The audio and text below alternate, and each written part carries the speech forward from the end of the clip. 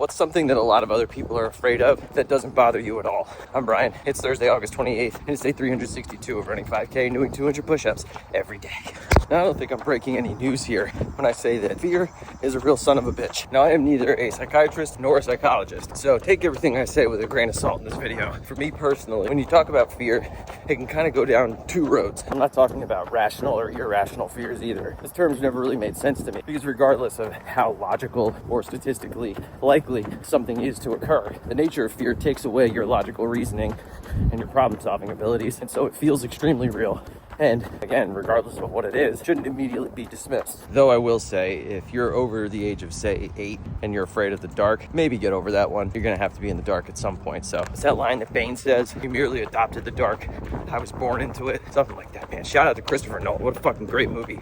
I gotta watch that again. That's what's so interesting about fear, is that, one, it affects us all differently. Something may bother me that doesn't bother you, or vice versa. For example, Karen's going to the dentist today. She's not afraid of the dentist, but a lot of people are. I couldn't think twice about it, honestly. Speaking of which, I do need to schedule a cleaning. That's beside the point. The point is, we all fear different things, and the human brain is even more interesting and frustrating because of it. So what do you do about it? Well, again, I'm not a psychiatrist. I can only say the things that have worked for me. Facing your fears can help. It's a little extreme. For example, if you're afraid of going broke, I don't recommend purposely going broke. Try to face that fear. Although I can say from experience, being broke and getting back from that will cure you of the fear of going broke again. Avoiding things can work depending on what it is. If you're afraid of sharks, maybe don't go free diving in the ocean, and then that fear won't have as crippling of a hold on you. The real issue to me, though, is when fears prevent you from doing things that you really want to do. And that's a difficult one to address. There's no one good solution to it. The way I've always addressed this one is I try to imagine how much I'm going to regret not doing the thing if I let fear stand in the way. I'm not going to say it's not there. I refuse to accept my powerlessness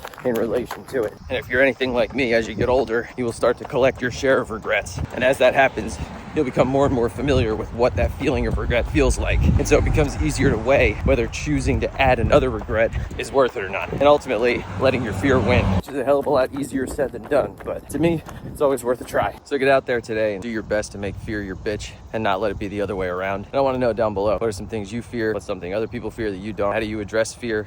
I want to hear all about it. That's all for now, and I'll see you tomorrow.